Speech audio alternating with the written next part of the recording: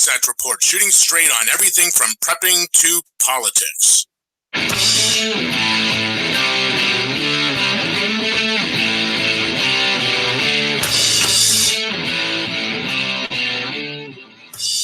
Good morning, everybody, and welcome to the Wasatch Report. I'm Suzanne Sherman. I will be hosting the next hour here on the Cerberus Radio Network, where we defend liberty and freedom from the flames of tyranny. Joining me today is, as always, thank you very much, my wonderful producer and very, very good friend, Jeff Johnson. He will be joining me in the conversation today once he gets all the levels taken care of and making sure everything is up and running smoothly. Really, really appreciate his efforts on my behalf here. Could not get this message out without his efforts. Want to remind you, you can follow us on Facebook, facebook.com/Cerberus Radio Network. I would like to try and get our conversation moving in our fan page group. We have a fan page called CRN. And if you want to start, I think Jeff's going to open up a comment in there or a thread where you can have comments and discuss what we're going to be covering today. We do have a live chat in YouTube. We were talking about the issue that YouTube is going to be changing, getting rid of Hangouts. That might change how we have to put our show together here. So for now, we do have a live chat in YouTube. Jeff will be monitoring, so feel free to weigh in there. If you can't listen live, follow us on our SoundCloud page. We'd ask you subscribe, follow both of those. You'll get notices when we're about to go live for YouTube, and then you'll get notices when we upload new content on SoundCloud. Content is available for free download. We hope you enjoy listening to that. If you also want to listen live to us or listen and stream us on Radio Co., we were talking last night, we really don't promote that like we should. Jeff has done an amazing job making sure that there is content that you can listen to 24/7. Our shows here, we like to say, really are timeless. We don't chase the headlines around and follow what Trump is doing and what's going on a daily basis. Today, I'll be covering something, in California, we have a gun ammo background check system that's going into effect, but the principles we discuss, you can listen to a show that's 2 months old and it will still be relevant with regards to principles such as liberty and federalism, stuff we like to talk about here all the time.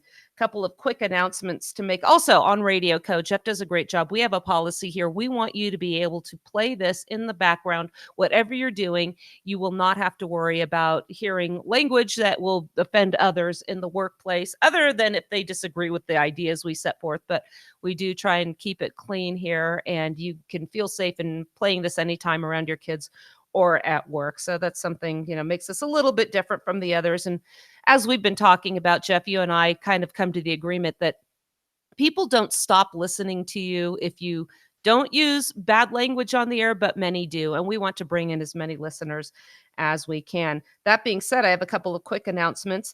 We will not be doing a show on July 4th. Jeff will be working, so we will take that day off. Also, the article that I wrote about the Bladensburg, cross, the memorial cross that went before the Supreme Court, and the justices ruled that the town of Bladensburg could keep their cross. And I wrote an article about that and federalism. We talked about it last week. So that will be published by the 10th Amendment Center. We'll make sure we get that up and posted as soon as it's available. I wanted to get my thoughts out because everybody was cheering this on as a major victory for religious freedom and our First Amendment rights. And I said, when federalism loses, ultimately the beneficiaries that they claimed were victorious, meaning liberty and First Amendment rights, that ultimately fails in the long run because we're putting our hopes in protecting these essential rights into the opinions of 9 politically connected attorneys in Black government-issued costumes. Representative government? I think not. I had a discussion with our good friend Kevin Gutzman yesterday about this because, as we mentioned last week, he wrote the amicus brief. He was a participant in writing the amicus brief, and he said the court did what they suggested they did. And what we disagreed on was the fact that this is a federal question.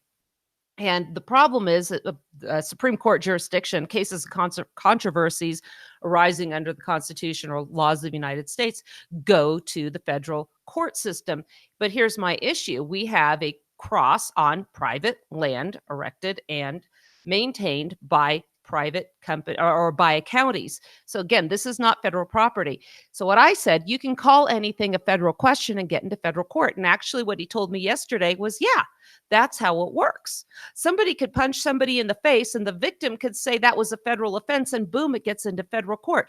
Jeff, let me ask you this. Do you think that in any way was intended by the founders, where you could just make a claim that something's a federal question and you can ostensibly get a simple assault into federal court? No, definitely not. I think that Madison, in spite of the fact that I truly believe that he and Hamilton put the elastic clauses in the Constitution on purpose to get the outcome they couldn't get in Philadelphia. Just look at what we live under. So that's enough proof for me. I think that in spite of that, what he wrote in the Federalist, that no, this is everything was state problem. Everything belonged in the states. Very little belonged to the federal government, and they had very limited power on all those things. Now, again, we live in a different place than that today. Well, and this is the thing. When people say we just need to get back to the Constitution, if this is how the Constitution functions, there is absolutely no purpose for it in the first place, because what happens now is everything that they sought to prevent by saying this federal court jurisdiction absolutely subverts federalism. Again, these cases are constantly being brought before. This is what I said. This is how you get Scalia's interpretation of what the Second Amendment means. When he went and examined the case in Heller, now that was justifiably before the Supreme Court because it was a District of Columbia rule essentially prohibiting the ownership of handguns. The problem is he defined the Second Amendment incorrectly by having the Inquisition what type of handguns are protected or guns are protected. By only saying handguns not connected with militia service, it was considered a victory, but it wasn't. And now when they took it a step further into Heller, we have the issue of incorporation of the Bill of Rights against the states, which is essentially what Madison proposed was a legislative negative or veto over state laws at the Philadelphia Convention. They threatened to shut the doors on that if he didn't let go of that. He gave it up. He even admitted that the government that was created was federal and not national in nature. But we have essentially the same thing vis-a-vis the federal judiciary court system, because they can affect a judicial veto negative on state laws, which was not intended. So what was rejected, we got just from another branch of the government, one of the three that was supposed to act upon a check of the others, and we're not getting that. And I have a case out from the Rutherford Institute. If I don't get to it today, I'll get to it tomorrow if we're doing a show then. So I just wanted to say, again, when you say something like anybody can assert a constitutional question and get into federal court, we subvert the heart and soul of the Constitution. What Thomas Jefferson said was the 10th Amendment. Certain issues were only intended to become part of the federal purview, and this certainly was not. But a lot of people with those Harvard law degrees are telling me I'm wrong and this was a victory. My opinion's different, and I'm glad I'm able to at least get that out there, because ultimately somebody will say, you know what, this really isn't working the way it was intended. Maybe that crazy girl in the mountains with all her chickens was right. So that's kind of what I wanted to say on that one. And we're going to see, when we see again, California is a great example on this. By the way, if you're listening live, you can continue to send me the messages. I'm getting a few coming in. Thank you on my messages regarding the show. Thank you. I'm glad you're enjoying it. So California, let's look at this. We see instances with federalism with California's gun laws. And this is what I said with regards to the Memorial Cross. Look, under these situations, this is exactly what happens now. California, you don't like the gun laws, you say it's a constitutional question, boom, it's up in federal court. And now we're starting to get national gun standards regulations from the Supreme Court because they've run to these courts erroneously. California is now instituting a background check. I'm going to be interested to see if this one comes before the federal judiciary, because if it does, we're going to get a ruling that's going to essentially pave the way for this behavior in the rest of the states. Right now, if California wants to require a background check, guess what? They can, because you know what? The Second Amendment wasn't intended to apply to them. The 10th Amendment is the one that rules here. California's laws, California's Constitution is silent on your rights to own firearms. Therefore, they could ban guns altogether. And it's not a constitutional question. That makes people's heads explode, no pun intended, because they can't understand. They say, well, nobody has the right to violate these has the power to violate these rights. And I agree, they should not have the power. They really shouldn't. But this is where, again, civil disobedience comes into play. But that doesn't mean, again, that the issue becomes one of jurisdiction. The avenue for seeking redress for local issues and policy issues should not be with the federal courts. I know I sound like a broken record, but people just don't understand that. Let's get into this article momentarily. By the way, yeah, go ahead. I'm just going to go with where you were just at. So people that live in California, here is the solution for you.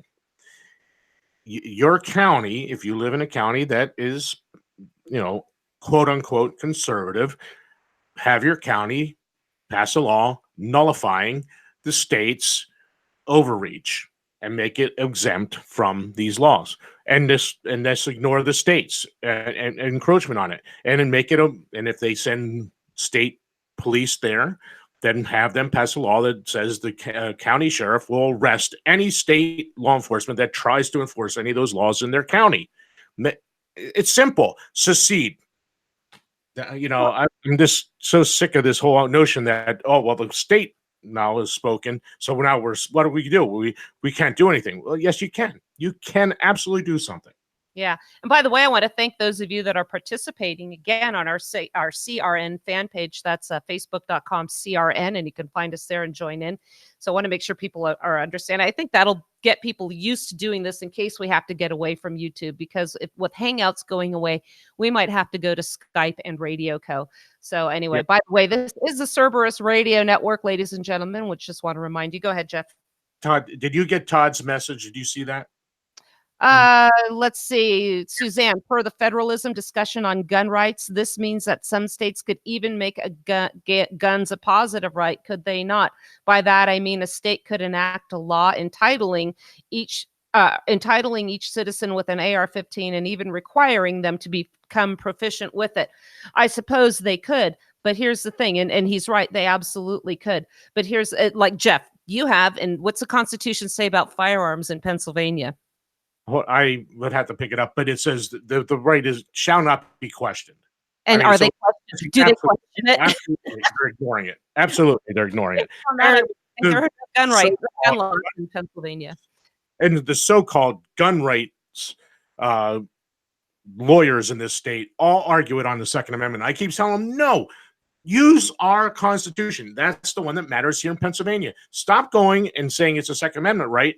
We have a great constitutional protection in Pennsylvania.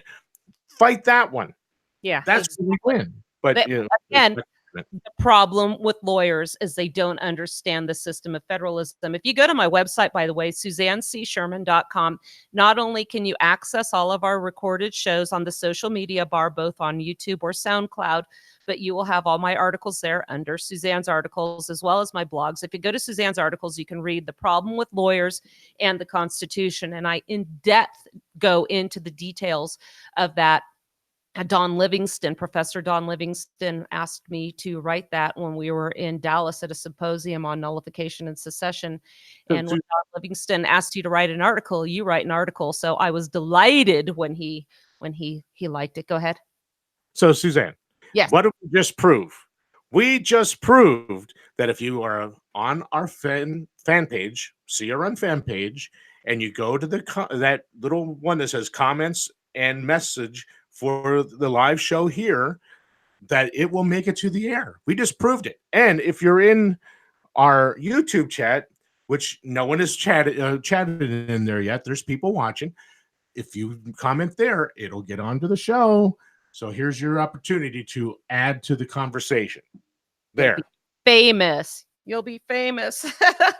So here's California's. I remember when I still lived there and they were proposing this. This is an article out of The Hill. California now requires background checks for all gun ammo purchases.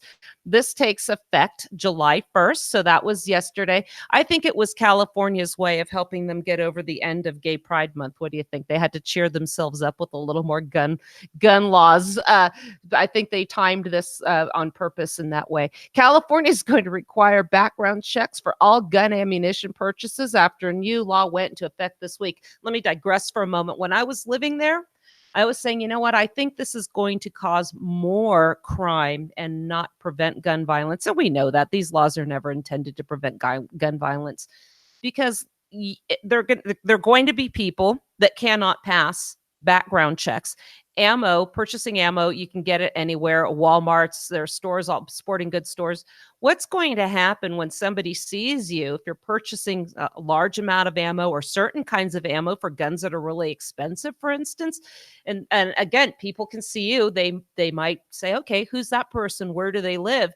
And if ammo becomes something that is difficult to get hold of, I think it's going to encourage individuals to steal it or take it from others forcefully. Home invasions. In fact, I lived in a town called San Martin. It was near Gilroy, and there was a home invasion.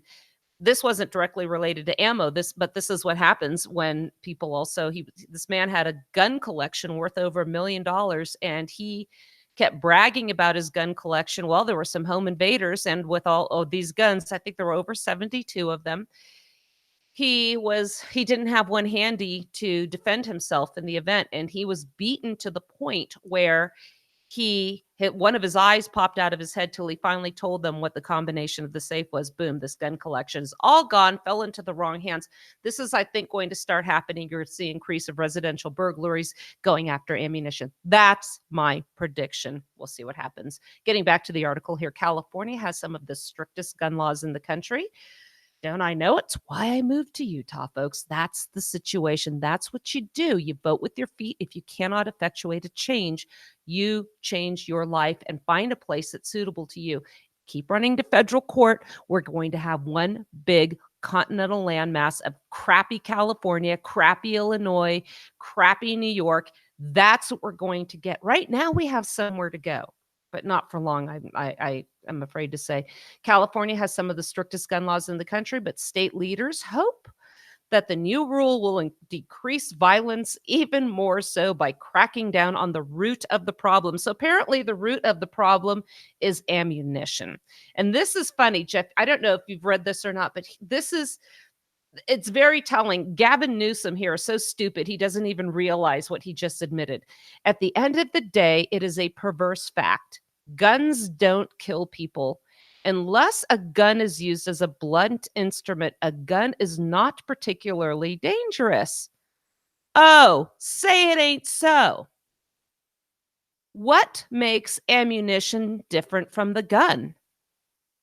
Neither one in and of themselves are dangerous. It takes something else with a certain mindset to make the gun dangerous. It's called a person with the mindset to commit crime. But because good people can also get these guns and they don't want us to have these guns, he just said the gun is not particularly dangerous, but banning guns isn't working for them. So now we're going to add another layer to make it more difficult to put ammunition in them. All ammunition, even target load for shotguns, every bit of ammo that you want to put in your gun, you've got to go through a background check. And by the way, it's not free. How convenient is that? So this law went into effect yesterday. It makes California the first state to require background checks from ammo. California's Marxism is a rust. And if we're not careful, it's going to permeate the rest of this continental landmass.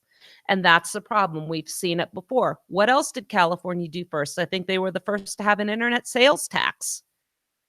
Now they're all doing it. Hey, this is a great way to raise revenue.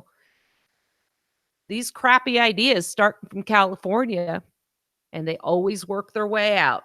The reality is, if we're only monitoring gun sales, we're looking at part of the problem and part of the equation, said State Attorney General Javier Becerra, another winner. The measure was approved by voters. And here's the thing, it was approved by voters. So please don't run to the federal judiciary and run against the will of the voters. I say this all the time. California, the constituency elects these representatives to bring forth into law the will of the people. It goes both ways, folks. I remember when I think it was a 10-day wait was challenged in federal court, and it was a California gun law that lost in federal court. And I had a gun rights activist in California call me and say, "Isn't this great?" I said, "No, it's not. It is not great." Prop 8, this is how it goes both ways. This is when you roll the dice with the federal court, you don't always respect the will of the people. Proposition 8 was voted into law overwhelmingly by the California people, 72% California.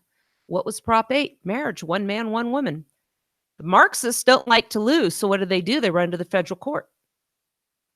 Struck down. The will of the people has to matter. If you don't like the will of the people and the pulse of the community and the state where you live, find another one. So again, this was approved by voters in 2016, given a deadline of July 1st to be implemented. That was yesterday. Gun owners were reportedly stocking up on ammo in recent weeks as the new law was about to take effect. Mind you, these aren't criminals. They're just law-abiding citizens that don't want to go through these background checks. If a gun owner is already in the state's registry and cleared with a background check, they will only pay a $1 processing fee each time they go to buy ammo. Store owners will then run each buyer's background check through the system for a spot check to ensure there are no new criminal convictions or mental health red flags. If they pass, gun owners will be able to buy their ammo on the spot without delay. What are these mental health red flags? We're hearing a story. I heard one where a gentleman's wife was prescribed one of those drugs. They pass out Prozac like M&Ms to all the soccer moms out in California. I'm not kidding you. I've never seen so many women on Prozac in my entire life. And there was a doctor, OBGYN, that was giving them to everybody, Prozac and birth control pills. They tried to give me that all the time. I said, I'm not taking this crap.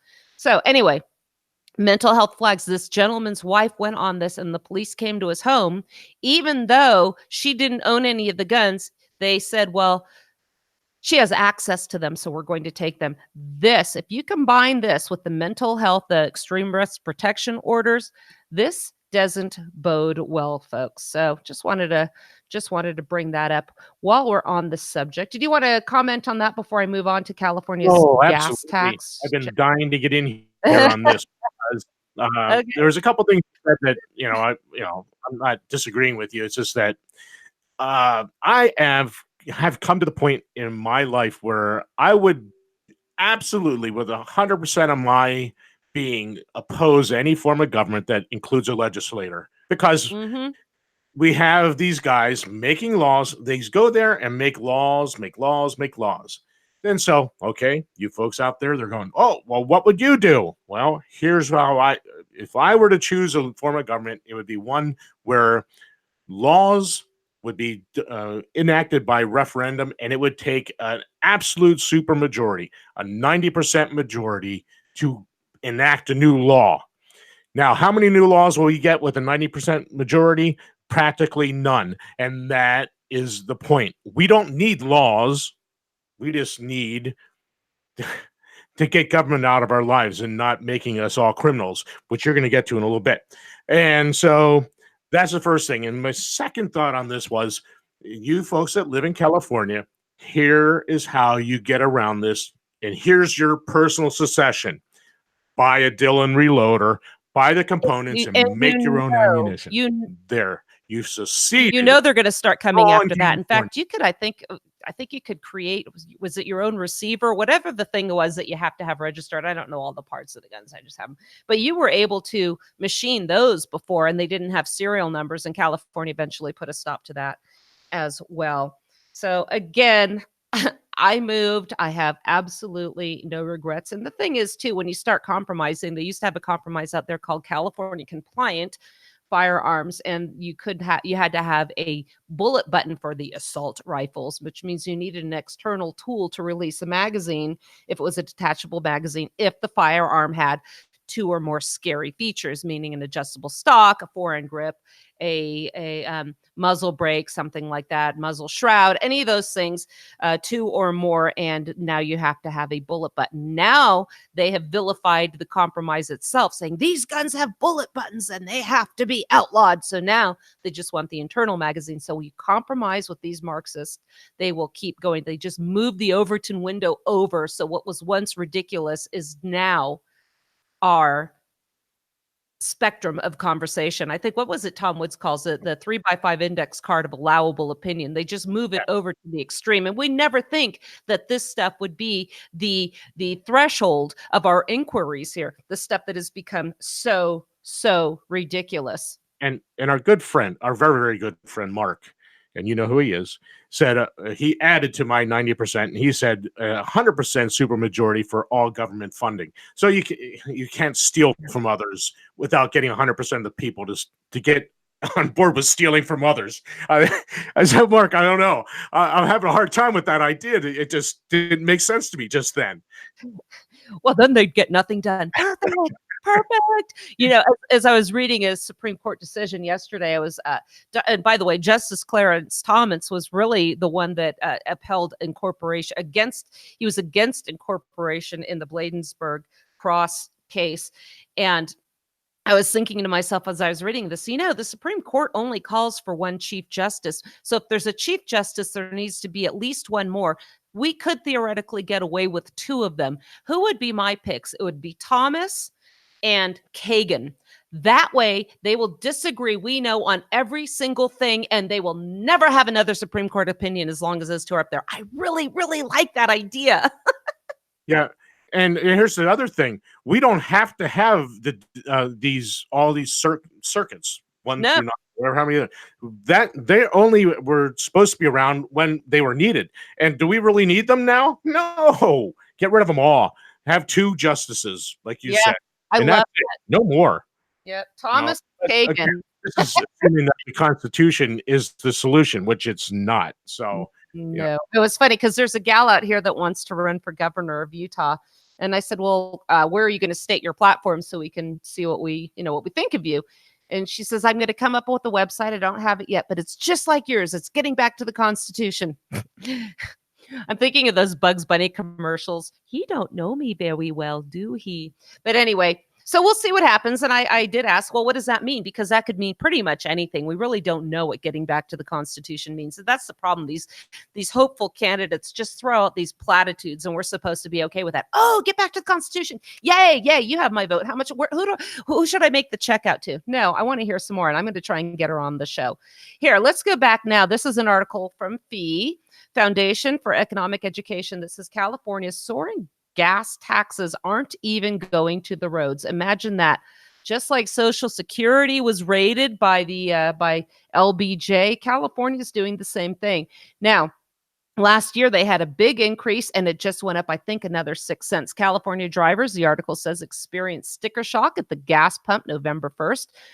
And that last year, the state's gas tax rose by 12 cents a gallon that day. I remember our good friend Robin was out there visiting family in Bakersfield, and she's posting on Facebook about the awful gas prices there. And they did what I did. They moved to a better state. They went to Arizona. So bringing the total now to almost 40 cents a gallon. Federal gas tax is 18 cents a gallon. So Californians are now paying 58.2 cents in excise taxes per gallon. Like all other states with sales taxes, California's tax the tax. taxes the tax by applying it's hard, they're they're so crazy it's hard to even pronounce what they're doing by applying the combined local and state sales tax, which ranges from 7.25 to 9.75% on top of the gas tax. So you've got the state taxes and the sales taxes.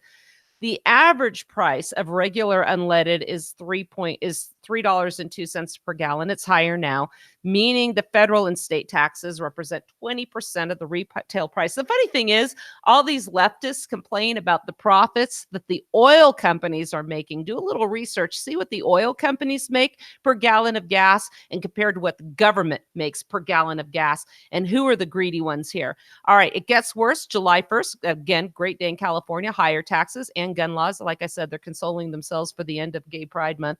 The state will go up the state tax another 7.5 cents, bringing the combined state and federal to 65.7 cents per gallon. The justification here is, well, 1923, when they started this, the stated purpose of the tax was, guess what? My roads. They're going to maintain and build the roads. The revenue, along with a transportation improvement fee and taxes on diesel fuel, is earmarked for California's road maintenance and rehabilitation program, the equivalent to the highway trust funds and other states of the federal government. How many layers of taxation and grants and improvements do we need? So we have state taxes for roads, government taxes for roads. Why not just have one entity responsible for their own roads or even have them privatized? But that's outrageous, I know. For this reason, the tax on gasoline is called a user fee. It's justified as a way of forcing drivers to pay for the wear and tear they impose on public roads. The more miles people drive, the more gasoline they burn, and the more tax revenue flows into the fund. But the user fee justification, the article says, breaks down for drivers of electric vehicles who do not pay gas taxes at all, and for the owners of hybrid and other highly fuel efficient cars and trucks. The decline in gas tax revenue caused by the shift away from internal combustion engines is stressing the highway funds. So as of 2017, 17 states charge special fees for electric car owners to compensate for lost revenue. Here's the funny thing. Remember, Obama mandated that these cars be more fuel efficient by such and such year. Jeff, while I'm doing this, can you please look under Article 1, Section 8 for congressional authority to regulate mileage in vehicles? I'd appreciate that. So what happens? This reminds me, by the way, they want us to conserve. They want us to be more fuel efficient. Then when we are, we get dinged for it.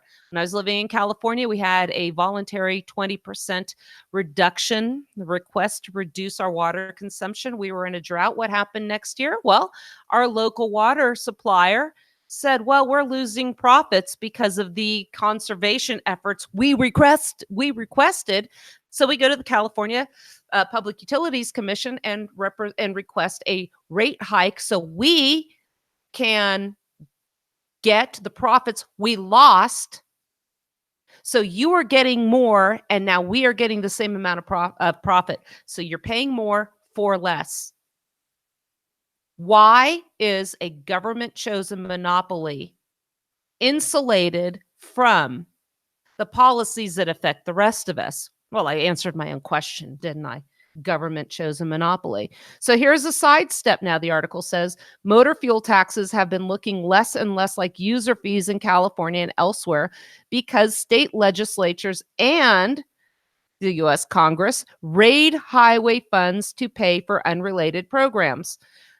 A decade ago, Arnold Schwarzenegger wanted to use $1.1 billion in public transportation money to offset huge shortfalls in general fund revenue caused by excessive government spending. I mean, government in general, they just spend like a bunch of drunken sailors.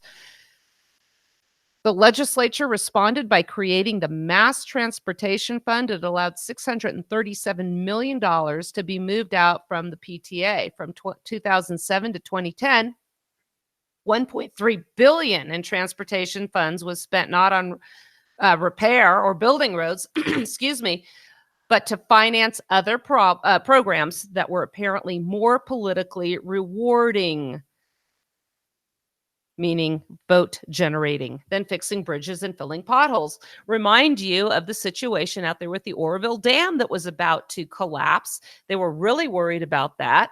Hundreds of thousands of people were at risk, and the very same state that wanted to secede from the union because Trump was elected all of a sudden put their hand out and said, hey, we need some emergency funds. My response to that is, if you have a teenager that spends his money on whatever he's going to use, but has other bills to pay, like car insurance, and says, I don't have money for car insurance. Well, you went out with your friends, you spent all this money, and you need to be responsible for your decisions. So what happens? Well, we weren't responsible, but now we want to go to the feds for money. So to forestall such budgetary shenanigans in the future, Californians are going to vote in June on a state constitutional amendment to prohibit lawmakers from diverting transportation money to other purposes. I'm sure they'll get around that even if that passes. No matter how the revenue is spent, the burden of the gas tax falls disproportionately on low-income Californians because they spend a larger percentage of their incomes than wealthier people on the gas. California's fee for zero-emissions vehicles, which is paid by upper-income people who can afford to buy Teslas, is $100. Although truthfulness is not something we expect from the politicians, Sacramento ought to admit that the recent state gas tax increase is just a convenient and non-transparent way of raising more revenue to feed a chronic overspending habit. I concur. Also out here in Utah, California, they're talking about this as well, but Utah is seeking volunteers to participate in a study. If you have I think, electric or low emissions vehicle, they want to do a study on taxing by the mile. So here I moved to a remote location. I don't want to burn as much gas. I want to save money. I also want to be efficient and have an eco-friendly vehicle. So I buy something that's a low emissions vehicle. Now what happens? They want to tax me by the mile. Utah is a huge state. We measure distance by the hour. This is going to be awful for us. But again, they're always looking for more ways. If they can't generate the money by the gas tax, they're going to stick it to you another way. Comments, Jeff? Well, I've discussed a number of times on the shows about Pennsylvania's gas tax, and we are among the highest in this continental landmass. I don't know. This California might bypass us with this new tax. We may be number 2. I imagine that they'll have to raise our gasoline taxes here in PA again to get back into the first place. And I use my own personal succession, and I buy my fuel, believe it or not, in New York, because I save 50 cents a gallon, and it's all tax by buying my fuel in New York. So again, vote with you have ways around, and I'm doing my best to starve the beast in Harrisburg, and I hope other people right here around me are doing the same thing, because we need to. We can't change it in Harrisburg, so at least change it in our pocketbooks. So that's about it. Yeah, just want to remind everybody you're listening to the Cerberus Radio Network. Jeff Johnson's here with me today. I'm Suzanne Sherman. We've been discussing instances of federalism, gas taxes, ammo background checks required in California. I want to share a quick story with you.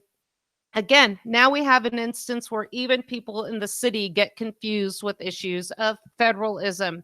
And conservatives are outraged because in a city in Omar's congressional district, they vote to eliminate the Pledge of Allegiance for meetings. Well, what is the Pledge of Allegiance? It's a pledge to the United States flag. And somehow people are outraged because every time a municipality gets together, they are not paying homage to the national flag. So let's look at this story a little bit. This is out of the Daily Wire. A city located in Omar's district, 5th Congressional District, voted this month to eliminate saying the Pledge of Allegiance during city council meetings because it doesn't want to offend people. I disagree with their reasoning for it. But again, this is just an example of how convoluted and how schizophrenic our system is when we expect a municipality to pay homage to the national government before they conduct their local business. CBS Minnesota reported that members of St. Louis Park City Council voted unanimously 5-0 to ditch saying the Pledge of Allegiance in order to create a more welcoming environment to a diverse community. City Council member Ann Mavity sponsored the change, saying that the Pledge of Allegiance did not reflect the city's values. Not everyone who does business with the city or has a conversation is a citizen. I'm sorry. They certainly don't need to come into a city council chambers and pledge their allegiance to our country in order to tell us what their input is about a sidewalk in front of their home. City Council member Tim Browson said, "I hope it's not too controversial. Our community needs to be very welcoming and increasingly diverse community, and we believe our citizens will understand." The move sparked instant criticism from Minnesota Senate Republicans who tweeted, "Shocking. Democrats voted unanimously to eliminate the Pledge of Allegiance at their meetings." Conservative talk show hosts are saying anti-America much. St. Louis should not be allowed to claim it's in the United States of America. Residents of the area told them that the Pledge of Allegiance should not be removed from the meeting. I think it should be said every time, whether it is in school or meetings or whatever. A citizen said, "We owe it to the country." Let's look at that for a minute. Every time you go to school or have a meeting, you should pledge your allegiance to a flag that doesn't have anything to do with the issue at hand, which is a local meeting. They do this with Boy Scout meetings. They start out and say the Pledge of Allegiance. The Pledge of Allegiance in and of itself is not patriotic. If you're listening and you're brand new to this, you're going to have to stick around a little bit and hear us out. There's an article we'll repost again, Bellamy's Pledge. It was published by the Abbeville Institute. Here's how he starts out. James Rutledge Rush, "The Pledge of Allegiance is neither a sacred American tradition nor a patriotic duty, but a relatively recent piece of propaganda penned specifically to eradicate the memory of America's revolutionary heritage and to indoctrinate the American people into believing lies about their history. If General George Washington ever heard the pledge, he would not have put his hand on his heart, but rather have drawn his sword." We'll share that a little bit more. But again, my question is, I really can't stand the fact of they're changing a tradition because they don't want to offend.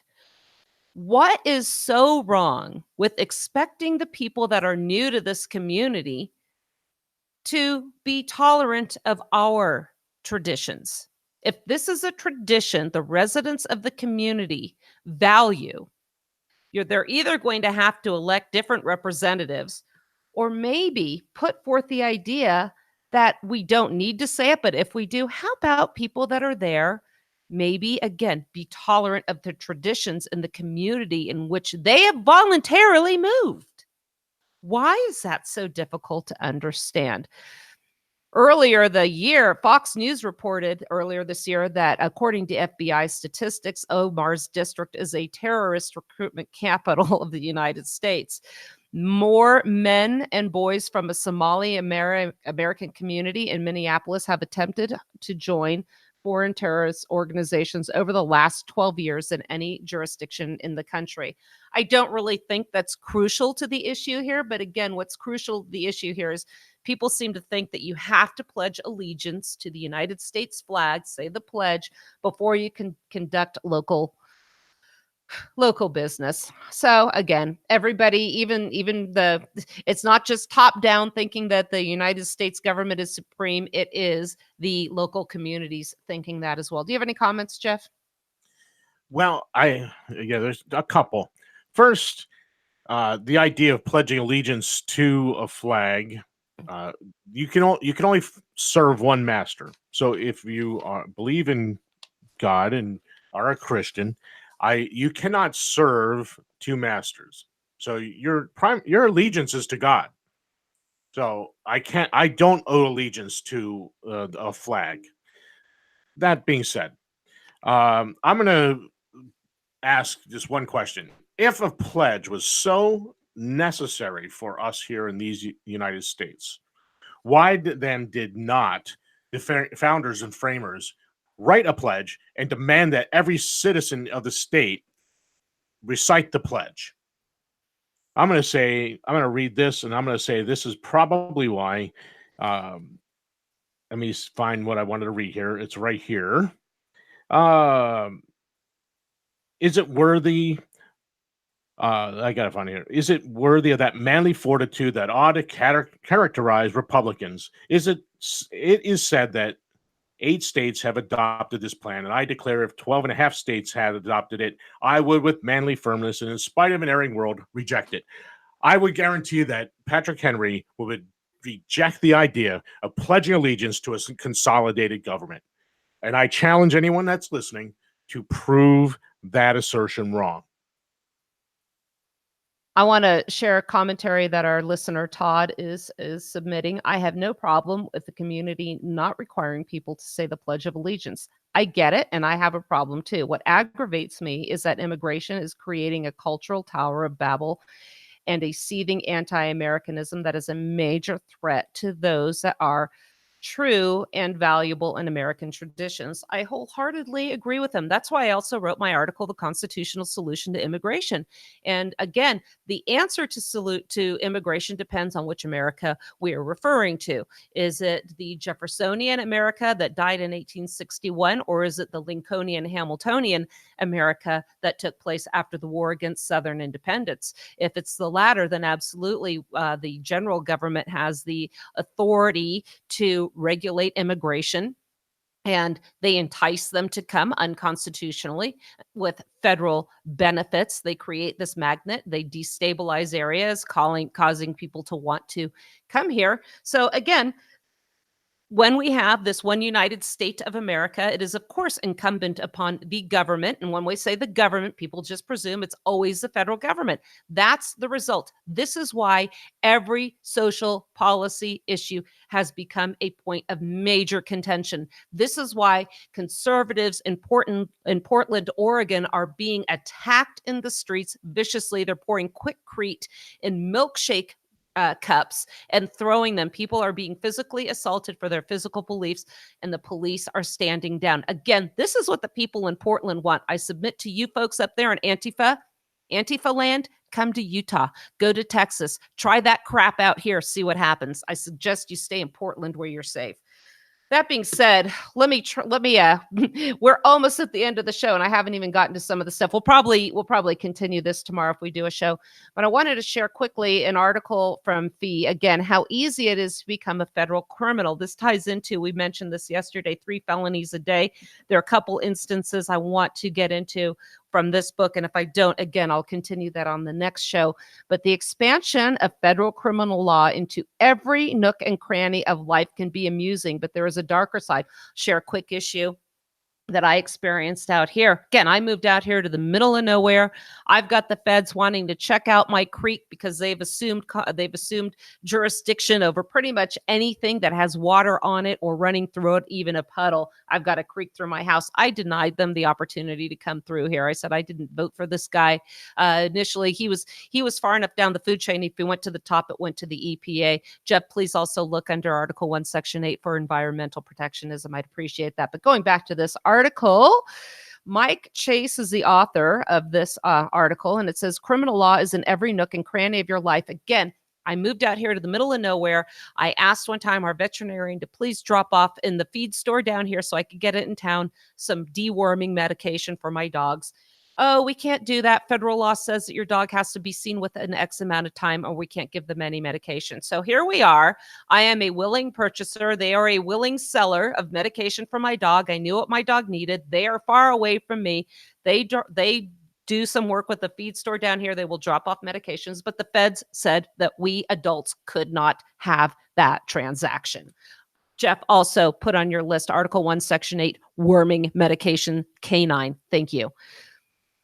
You may not know it, the article says, but you are required to report if you are traveling to or from the U.S. with $10,000 or more in cash. Don't hop over the Canadian border to buy a used car, or the feds may confiscate your cash. And as we know, millions are confiscated every year. Actually, out here in Utah, the governor just rejected a civil asset forfeiture reform. The police told him, no, don't do that. And Herbert always leads the way in capitulating to law enforcement. Did you know that you can't leave the United States with more than $5 in nickels? That is a federal crime punishable by up to 5 years in prison. Per capita, we have more people in prison than any other country in the world, by the way. How about carrying a metal detector in a national park? By the way, where's the constitutional authority for national parks? It's not there. Up to 6 months in prison. God forbid you should use your metal detector to find something more than 100 years old. That can put you away for up to a year. Also illegal in a national park, making unreasonable gestures to a passing horse. Also, you can't feed the wildlife in national parks. You know why, Jeff? It makes them dependent on handouts. The expansion of federal criminal law into every nook and cranny of life can be amusing, but there's a darker side. They have unbelievably powerful tools at their disposal. They can subpoena your bank records, listen to your phone calls. We've done many shows on how the government spies on us, indict you in secret proceedings called the grand jury. And if they think you lied to them, they can charge you for that alone. Let me remind you, if you're a politician, particularly one of the Democrat persuasion, and you lie to Congress or the FBI, that's okay if you're part of the club. If you're not, they'll throw the book at you. Then you can get a jury to find a guilty on one charge. The judge is allowed to sentence you to the statutory maximum. Again, where is the constitutional authority? The Constitution delegated 3 crimes. They empowered the federal government to punish 3 crimes only. Treason, piracy on the high seas, and counterfeiting. That's it. Everything else has come up by federal statute. Again, this is Congress coming together and having a constitutional convention required by Article 5, but they never invite the states for ratification. And then when you ask for the authority for these laws, they cite their own statutes. It's circular reasoning here. Anyone can be charged with a crime. The application of criminal law, when anyone can be charged with a crime, the application of the law becomes discretionary, and that discretion may be used to suppress free exercise of other rights. There's a recent Supreme Court Neves versus Bartlett makes it easier for the police to arrest people, even if the arrest is retaliation for lawful behavior. The First Amendment makes it unconstitutional for government officials to retaliate against you because they dislike your speech. At the same time, the federal law gives you the right to sue state officials for compensation if they violate constitutional rights, such as your right to free speech. Again, this is incorporation. I don't like it. The Supreme Court on Tuesday invented a rule that will allow police officers to arrest people in retaliation for disfavored speech without liability. And this is how they do it. Also, if the police harass you and you react unfavorably, according to them, I saw a video of this. One police officer saw a man and his female companion in a department store. The police officer had seen this man in a courthouse the day before. So just based on seeing that man in a courthouse the day before, he decided to come up and do a warrant check on this man or see if he had stolen anything. The man became indignant. The woman became indignant. They never got physical, but they raised their voices. The police officer threatened that he was going to arrest them for disturbing the peace. And that ties in with what this article here says. Local laws are full of minor infractions like loitering that are frequently violated without incident. Police will have a pretext to arrest people engaged in speech the officers don't like. They immunize this abuse, and this case is going to have devastating effects on demonstrators, press photographers, anyone who wants to exercise their speech rights in public, like the right to film the police or verbally challenge misconduct. The power to arrest is a potent tool for suppressing speech, even if charges are later dropped. Arrestees must undergo the ordeal and dangers of being booked and jailed, and they may have to disclose the arrest on future job and housing applications, among other ramifications.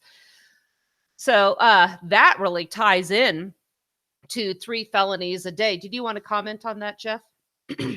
No, not really. I think that but I do believe that what you're going to see is that you can't film them, you can't speak out against them. They're going to outlaw all that. And again, here we go. More reason why I oppose legislators. It's just we don't need them.